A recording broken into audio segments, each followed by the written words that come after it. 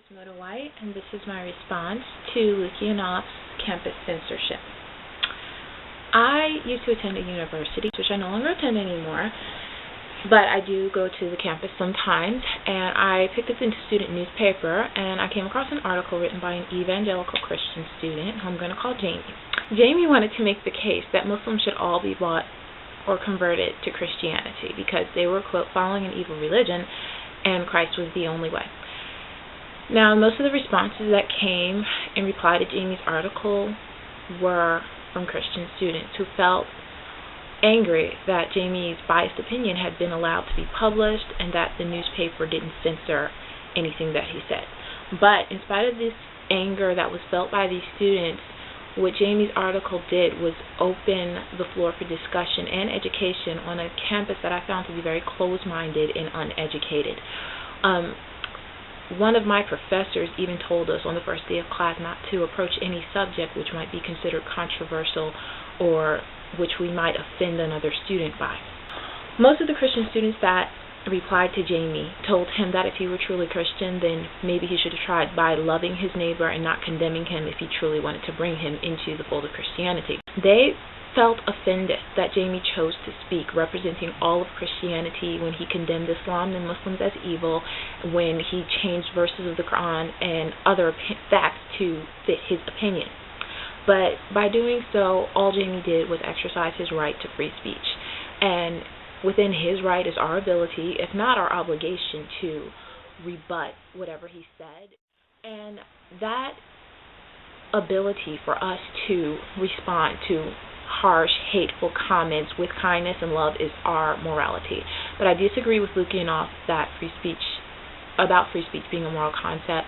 I think that for those who consider themselves to have morals, free speech is a necessary evil, because our right to speak freely is our right to speak immorally, our right to speak unjustly, racist, prejudicial, and say whatever we want. But we can use free speech as a moral concept by rebutting hateful speech with kindness. But because our morals are defined by our community or our religion or society, our morals are an ever-changing idea. According to the Southern mores of, let's say, the early to mid-1900s, an African-American student wanting to get a better education was cause enough to shut down an entire university. Today, that would not be accepted anymore because our morals have changed so much, and in today's America, what we allow are student newspapers to proselytize and attack religions and attack people.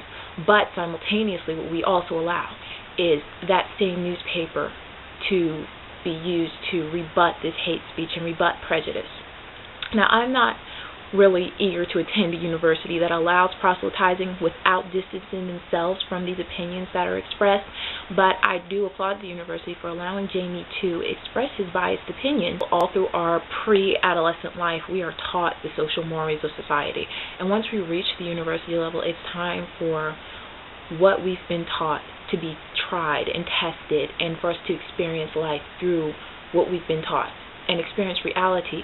And if it works for us, then we should be able to say, this works for us and I'm going to stick with it. But if it doesn't work, we should be given the opportunity and the floor for discussion through other people's experiences, through our own experiences, to look for other ways, to look to other worlds and explore them and see if something else is out there is better for us.